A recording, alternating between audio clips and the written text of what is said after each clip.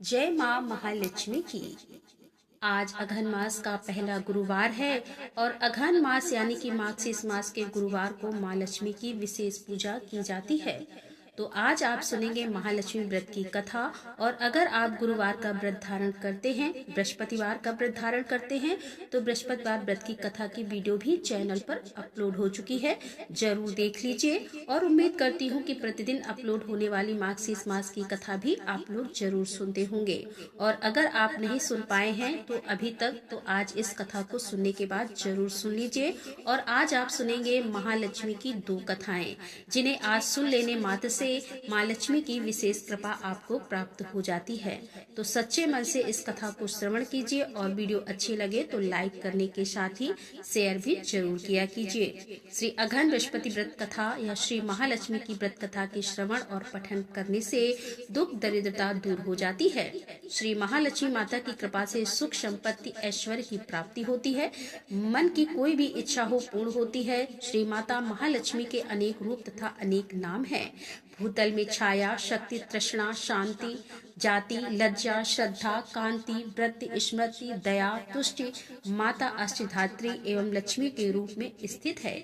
हे महालक्ष्मी, हम सब आपको प्रणाम करते हैं।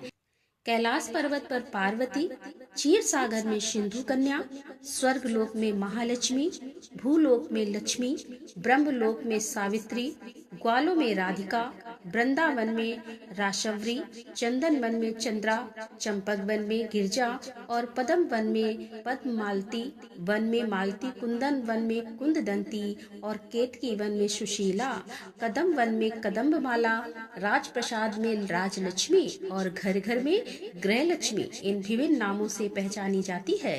इस तरह सर्वदा चारों ओर सर्वभूत में सुपरिचित माता श्री महालक्ष्मी की यह कथा है। अब हम इसका श्रवण और पठन करेंगे। भारतवर्ष के सौराष्ट्र देश के द्वापर युग की यह कहानी हुई है।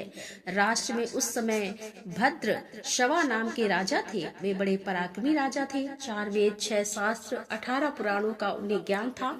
उनकी रानी का नाम सूरत चंद्रिका था। रानी दिखने में बहुत सुंदर और सुलक्षणा थी तथा पतिव्रता भी थी। उन दोनों को 7 पुत्र था। उसके बाद एक कन्या का वरदान मिल गया। कन्या का नाम श्याम बाला था। एक बार महालक्ष्मी जी के मन में आया कि जाकर उस राजा के राजप्रसाद में रहे, जिससे राजा को दुगनी धन दौलत की प्राप्ति होगी और वह इस धन दौलत से अपनी प्रजा को और सुख दे पाएगा। गरीब के घर अगर रह रहे हैं और उसे धन दौलत की प्राप्ति हो तो वह स्वार्थी होकर केवल अपने ऊपर ही खर्च करेगा। यह सोचकर श्री महालक्ष्मी जी ने बूढ़ी ब्राह्मणी स्त्री का रूप धारण किया और हाथ में लाठी लिए लाठी के सहारे रानी के द्वार तक पहुंची। यद्यपि उन्होंने बूढ़ी औरत का रूप धारण किया था, पर उनके चेहरे पर देवी का तेज था। उन्हें देखते ही एक दासी सामने आई। उसने इनका नाम धाम, काम, धर्म पूछ डाला। वृद्ध ब्राह्मणी का रूप धारित माता लक्ष्मी ने कहा, बालिके, मेरा नाम कमला है। मेरे पति का नाम भुवनेश है। हम द्वारिका में रहते हैं। तुम्हारी रानी पिछले जन्म में एक वैश्य की पत्नी थी और वह वैश्य बहुत गरीब था। दरिद्रता के कारण घर में हर रोज झगड़े होते थे तथा उसका पति रोज उसे मारता था। इन बातों से तंग आकर वह घर छोड़कर चली गई तथा जंगल में खाली पेट भटकने लगी। उसकी इस दुर्दशा पर मुझे दया आई। तब मैंने उसे सुख संपत्ति वाली श्री महालक्ष्मी की कथा सुनाई। मेरे कहने पर उसने श्री महालक्ष्मी का व्रत किया। श्री महालक्ष्मी प्रसन्न हुई और उसकी गरीबी दूर हुई। उसका घर संसार दौलत, संतान और संपत्ति से भर गया। बाद में पति पत्नी दोनों पर लोक सिधारे। लक्ष्मी व्रत करने के कारण वह लक्ष्मी लोक में रहे। उन्होंने जितने साल महालक्ष्मी का व्रत किया उतने हजारों साल तक उन्हें सुख भोग मिला। इस जन्म में उसका जन्म राजघराने में हुआ, परंतु वह श्री महालक्ष्मी का व्रत करना भूल गई। उसे यह याद दिलाने में यहाँ आई हूँ। बुढ़िया की बातें सुनकर दासी ने उन्हें प्रणाम किया तथा श्री महालक्ष्मी का व्रत किस तरह से किया जाए इसके बारे में पूछा। बुढ़िया रूप धारण किए हुए श्री महालक्ष्मी माता ने दासी को पूजा की विधि तथा महिमा बताई। इसके बाद वह दासी माता को प्रणाम करके रानी को बताने अंदर चली गई। राज वैभव में रहते हुए रानी को अपने ऐश्वर्य का बहुत घमंड हुआ था। संपत्ति तथा अधिकारी की वजह से वह उन्मुक्त हो गई थी। दासी द्वारा बताई गई बुढ़िया की बातें सुनकर वह आग बबूला होकर राज दरबार पर आकर बुढ़िया रूपी श्री महालक्ष्मी जी पर बरस पड़ी। उसे यह मालूम नहीं था कि श्री महालक्ष्मी माता बुढ़िया का रूप धारण किए हुए द्वार तक आई हैं। परंतु रानी का इस कदर रूखा बर्ताव तथा अपना अनादर देखकर माता ने वहां ठहरना ठीक नहीं समझा। वे वहां से चल पड़ी। राह में उन्हें राजकुमारी श्याम बाला मिली। उन्होंने श्याम बाला को सारी बात बताई। श्याम बाला ने अपनी ओर से श्री महालक्ष्मी माता से क्षमा मांगी।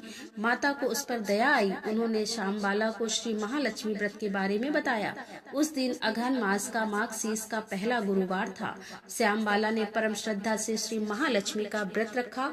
फलस्वरूप राजा सिद्धेश्वर के पुत्र मालाधर से उसका विवाह हुआ। वह धन दौलत ऐश्वर्य वैभव से माला माल हो गई। पति के साथ ससुराल में आनंद से दिन बिताने लगी। इधर श्री महालक्ष्मी का रानी पर प्रकोप हुआ और फलस्वरूप राजा भद्रशवा का राज्य एवं राज कारोबार सब नष्ट हो गया। यहाँ तक कि खाने के भी लाले पड़ गए। ऐसी हालत में एक दिन रानी ने राजा से निवेदन किया कि हमारा दामाद इतना बड़ा राजा है, धनवान है, ऐश्वर्यशाली है, क्यों ना उसके पास जाया जाए, अपना हाल उसे बताएं, वह हमारी मदद जरूर करेगा। इस बात पर राजा भद्रशवा दामाद के पास रवाना हुए। राज्य में पहुंचकर एक तालाब के किनारे थोड़ी देर विश्राम लेने के लिए ठहरे। तालाब से पानी लेने आते जाते दासियों ने उन्हें देखा। उन्होंने विनम्रता से उनकी पूछताछ की। जब उन्हें मालूम हुआ कि वे रानी श्याम बाला के पिता हैं, तो दौड़ते हुए जाकर उन्होंने रानी को सारी बात बताई। रानी ने दासी के हाथ राज परिधान भेजकर बड़े ठाट से उनका स्वागत तथा आदर सत्कार किया, खान पान करवाया। जब वे लौटने लगे तो सोने की मोहरों से भरा घड़ा दिया। राजा भद्रशवा जब वापस लौटे तो उन्हें देखकर रानी सूरज चंद्रिका बहुत खुश हुई। उन्होंने सोने की मोहरे से भरे घड़े का मुंह खोल दिया, पर हाय भगवान, घड़े में तो धन के बदले कोयले मिले। यह सब श्री महालक्ष्मी के प्रकोप से हुआ।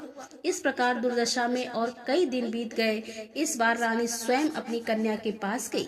वह अघन मास का अंतिम गुरुवार था। श्याम बाला ने श्री महालक्ष्मी का व्रत किया, पूजा की, अपनी माता से भी व्रत करवाया। इसके बाद रानी अपने घर आई। श्री महालक्ष्मी का व्रत रखने पर उसे फिर से अपना राजपाट, धन दौलत, ऐश्वर्य प्राप्त हो गया। वह फिर से सुख शांति आनंद में जीवन बिताने लगी। कुछ दिनों के बाद राजकन्या श्याम बाला अपने पिता के घर आई। उसे अपने घर देखकर सूरज चंद्रिका को पुरानी बात याद आ गई कि श्याम बाला ने अपने पिता को घड़ा भरकर कोयला दिया था और उसे तो कुछ भी नहीं दिया था, और इसी कारण श्याम बाला को पिता के घर आने पर उसका कोई भी आदर आतिथ्य नहीं हुआ, बल्कि अनादर हुआ। उसने इस बात का बुरा नहीं माना। अपने घर लौटते समय अपने पिता के घर से थोड़ा नमक ले लिया। अपने घर लौटने पर उसके पति ने पूछा कि अपने मायके से क्या लाई हो। इस पर उसने जवाब दिया कि वहाँ का सार लाई हूँ। पति ने पूछा, इसका मतलब क्या हुआ? श्याम बाला ने कहा, थोड़ा धीरज रखो, सब मालूम हो जाएगा। उस दिन श्याम बाला ने सारा भोजन नमक डाले बिना बनाया और परोसा। पति ने खाया, चखा, सारा खाना नमक बिना था, इसीलिए स्वाद नहीं आया। फिर श्याम बाला ने थाली में नमक डाला, इससे सारा भोजन स्वादिष्ट लगने लगा। तब श्याम बाला ने पति से कहा, यही है वह मायके से लाया हुआ सार।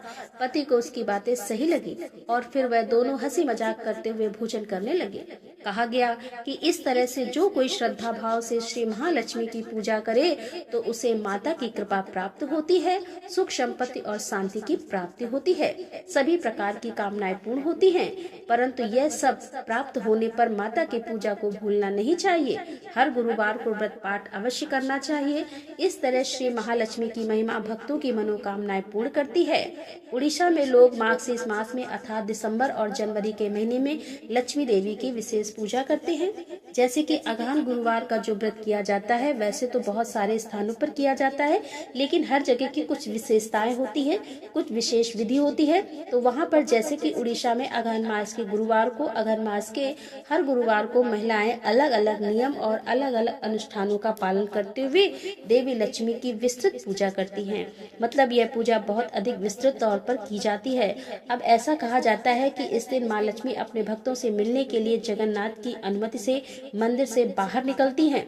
मतलब जगन्नाथ जी उन्हें स्वयं आज्ञा देते हैं और वह उनसे पूछकर अपने भक्तों को मिलने के लिए जाती हैं। आमतौर पर वह किसी ऐसे व्यक्ति से मिलने जाती हैं जो उनके प्रति समर्पित होता है और जो उनके नियमों और विनियमों के अनुसार उनकी पूजा करता है। तो अब जैसे कि प्रश्न उठता है कि जब जगन्नाथ जी स्वयं ही आज्ञा देते हैं तो फिर माँ लक्ष्मी ने उन्हें श्राप क्यों दिया? तो देखिए, इस विषय में एक पौराणिक कथा है। एक समय की बात है कि एक दिन लक्ष्मी देवी एक बूढ़ी औरत का भेष बनाकर गुरुवार के दिन अलग अलग घरों में घूमने गई। और उन्होंने देखा कि एक व्यापारी के घर की महिलाएं अभी भी सो रही है और इसीलिए घर की सफाई नहीं हुई थी। फिर लक्ष्मी देवी घर की बुजुर्ग महिला से मिली और उन्हें समझाया कि कैसे उन्हें अपने घर की निरंतर समृद्धि और खुशी के लिए देवी लक्ष्मी की पूजा करने के लिए इस विशेष दिन पर कुछ नियमों का पालन करना चाहिए। लेकिन बुढ़िया ने लक्ष्मी देवी की बात की कोई परवाह ही नहीं की। जवाब में लक्ष्मी माता ने उस घर में अपना सारा ऐश्वर्य वापस ले लिया और परिवार बहुत गरीब हो गया। उन्हें घर घर जाकर भिक्षा मांगकर गुजारा करना पड़ता था। फिर लक्ष्मी देवी एक गांव में गई जहाँ पर चांडाल रहते थे। चांडाल कौन थे? सबसे बहिष्कृत समुदाय के, जो कि लाशों को जलाकर अपना जीवन यापन करते थे। तो देवी लक्ष्मी एक ऐसे गांव में गई जहां चांडाल रहते थे और वहां पर वह श्रेया चांडाल के घर गई। श्रेया चांडाल उस दिन लक्ष्मी देवी की पूजा के लिए व्रत का विधान का पालन कर रही थी। वह बहुत जल्दी उठ गई थी और उसने अपने पूरे घर को साफ किया था और देवी की पूजा के लिए उसने अपने पूरे घर को बहुत अच्छे से सजाया था, संवारा था। यह देखकर लक्ष्मी देवी बहुत प्रसन्न हुई और श्रेया चांडाल को और अधिक ऐश्वर्य का आशीर्वाद भी दिया, जिससे कि उनकी सभी इच्छाएं पूरी हुई। और फिर इसके बाद देवी लक्ष्मी मंदिर लौट आई। अब इसी बीच भगवान जगन्नाथ और बलभद्र भी सुबह की सैर के लिए निकले थे। वापस लौटते समय उन्होंने लक्ष्मी देवी को चांडाल के घर से लौटते हुए देखा। अब यह देखकर बलदेव बहुत परेशान हो गए और फिर उन्होंने अपने भाई जगन्नाथ जी से बहुत तीखे शब्दों में बात की। उन्होंने जगन्नाथ जी से कहा कि आपकी पत्नी लक्ष्मी देवी एक चांडाल के घर में जाती रही। वे दूषित लोग हैं और वे किसी भी नियम का पालन नहीं करते हैं। एक चांडाल के घर जाने के बाद भी वह हमारे मंदिर में कैसे प्रवेश कर सकती है? हमारा मंदिर दूषित हो जाएगा। आपको उसे मंदिर से जाने के लिए कहना चाहिए। अब भगवान जगन्नाथ जी बड़े भाई और अपनी पत्नी के बीच में फंस गए। जगन्नाथ जी ने बलराम को यह कहते हुए शांत करने की कोशिश की कि इस बार लक्ष्मी देवी को माफ कर दिया जाना चाहिए और दोबारा ऐसा न करे, इसके लिए कहा जाना चाहिए। लेकिन बलराम अपने फैसले को लागू करने के लिए बहुत दृढ़ थे कि उसे अर्थात लक्ष्मी देवी को मंदिर में आने की अनुमति नहीं दी जानी चाहिए और यदि आप लक्ष्मी देवी को मंदिर में आने देंगे तो फिर आपको मुझे छोड़ना होगा। मैं मंदिर से फिर बाहर रहूंगा। चूँकि जगन्नाथ अपने बड़े भाई के बहुत आज्ञाकारी थे, इसीलिए उन्होंने भगवान बलराम के आदेश का पालन किया। उन्होंने लक्ष्मी देवी को बुलाया और उन्हें सूचित किया कि बलराम के आदेश से उन्हें अब मंदिर में प्रवेश करने की अनुमति नहीं है।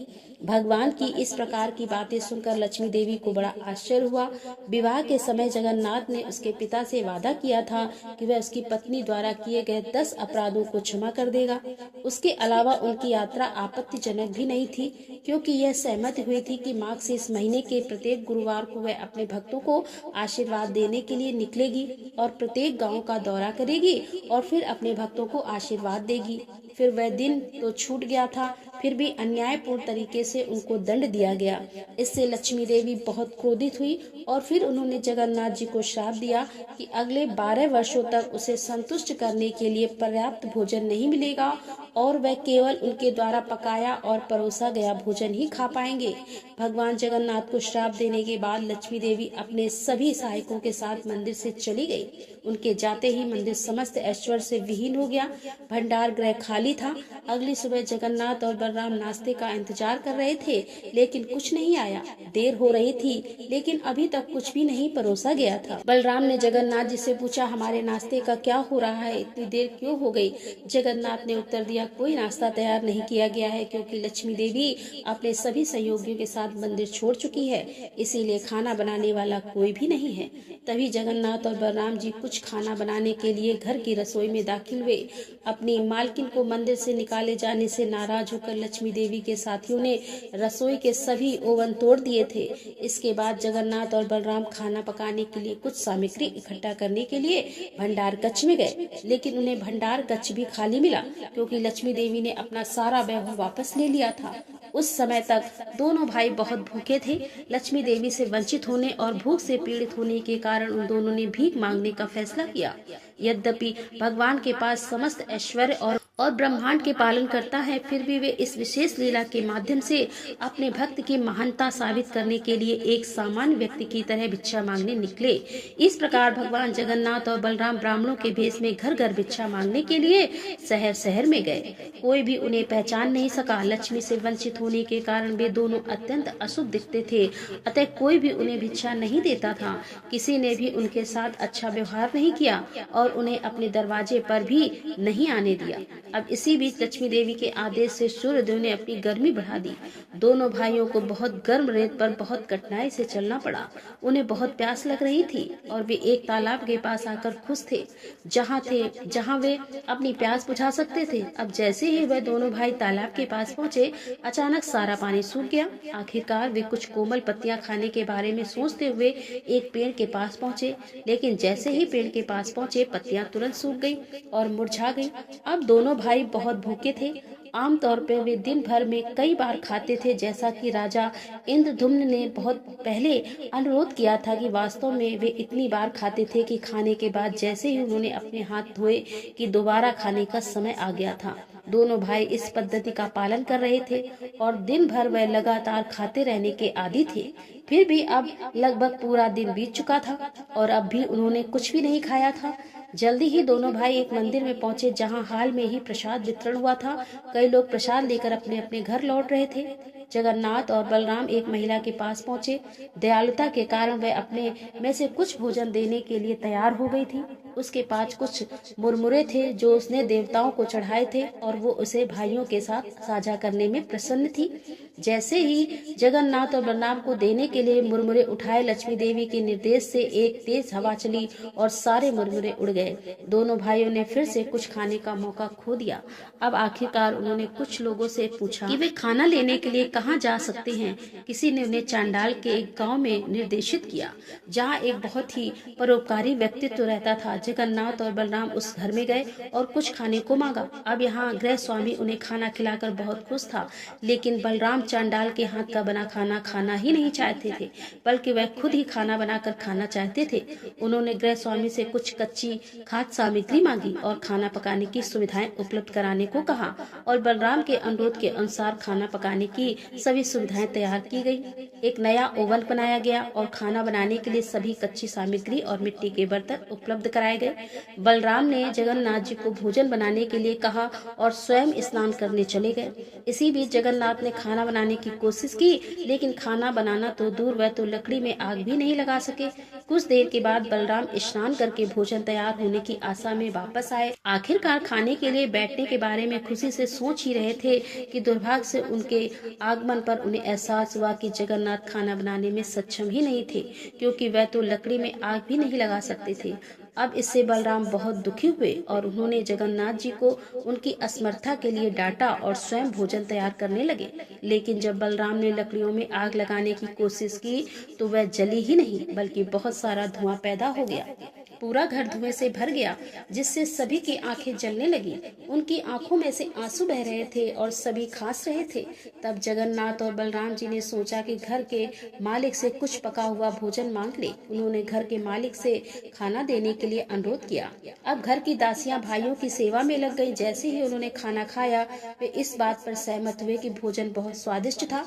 वास्तव में यह उतना ही स्वादिष्ट था जितना कि यह मंदिर में था। जब इसे लक्ष्मी देवी के द्वारा पकाया गया था, भोजन के अंत में कुछ मीठा केक परोसा गया। आमतौर पर जगन्नाथ मंदिर में भोजन के अंत में केक परोसती थी। जगन्नाथ और बलराम सोचा कि घर में लक्ष्मी देवी निवास कर रही होगी। भगवान आश्वस्त थे कि लक्ष्मी देवी ने स्वयं ही स्वादिष्ट भोजन पकाया था, अन्यथा किसी को कैसे पता चलेगा कि उन्होंने अपने भोजन के अंत में विशेष केक लिया था। बलराम जगन्नाथ जी के बड़े भाई होने के नाते लक्ष्मी देवी से बात नहीं कर सकते थे या उनका सामना भी नहीं कर सकते थे, क्योंकि वह उनके छोटे भाई की पत्नी है। वह उड़ीसा का रिवाज है, वहाँ पर छोटे भाई की पत्नी से बड़े भाई बात नहीं करते, मतलब पर्दे का रिवाज होता है। छोटे भाई की पत्नी और बड़े भाई में फिर बलराम ने जगन्नाथ जी से कहा कि लक्ष्मी देवी के पास जाकर उनसे क्षमा मांगे और उनका हाथ पकड़कर मंदिर में लाने का अनुरोध किया। उन्होंने जगन्नाथ जी से कहा कि वह लक्ष्मी देवी को बताएं कि उन्हें कभी भी अपने भक्तों से मिलने के लिए मंदिर छोड़ने से मना नहीं किया जाएगा और जब तक वह हमेशा मंदिर में वापस आती हैं, तब तक वह अपनी इच्छा के अनुसार कहीं भी जा सकती हैं। और जगन्नाथ के पास आने पर लक्ष्मी देवी संतुष्ट हो गई। उन्होंने जगन्नाथ से वादा किया कि जगन्नाथ प्रसाद का सम्मान करने के लिए निम्न जाति और उच्च जाति के बीच कोई अंतर नहीं होगा। आज भी जगन्नाथ मंदिर में जाति और धर्म से परे सभी को प्रसाद परोसा जाता है। ब्राह्मण और चांडाल एक ही थाली में प्रसाद पा सकते हैं। जय जगन्नाथ, जय महालक्ष्मी। इस कथा का सीधा सार यह है कि माता लक्ष्मी की कृपा की प्राप्ति के लिए जाति का कोई बंधन नहीं है, बल्कि बल्कि घर को साफ सुथरा रखना मतलब घर में सफाई रखना, सुबह जल्दी उठना और नियम पूर्वक माता लक्ष्मी की पूजा करना, बस इतने मास से ही महालक्ष्मी प्रसन्न हो जाती हैं। और विशेष रूप से अगहन मास को जो गुरुवार होता है वह तो सबके लिए विशेष होता है। कोशिश करना चाहिए जितनी जल्दी हो सके उठकर घर की साफ सफाई करके माँ लक्ष्मी की पूजा आराधना करें। गुरुवार महालक्ष्मी की पूजा विधि वीडियो चैनल पर अपलोड है। अगर आप लोग इस व्रत को करते हैं तो पूजा करते हैं तो आप लोग उस वीडियो को देख सकते हैं, और व्रत नहीं भी कर रहे हैं तो भी पूजा जरूर कीजिए। दोस्तों, उम्मीद करती हूँ कि आज की कथा आपको जरूर पसंद आई होगी। वीडियो को अच्छी लगी तो लाइक कीजिए, शेयर कीजिए और चैनल पर पहली बार आए हैं तो सब्सक्राइब करके बेल आइकन को जरूर प्रेस कर लीजिए। मिलते हैं अगले वीडियो के साथ, तब तक के लिए राधे राधे, जय श्री कृष्णा, हर हर महादेव, जय भोलेनाथ।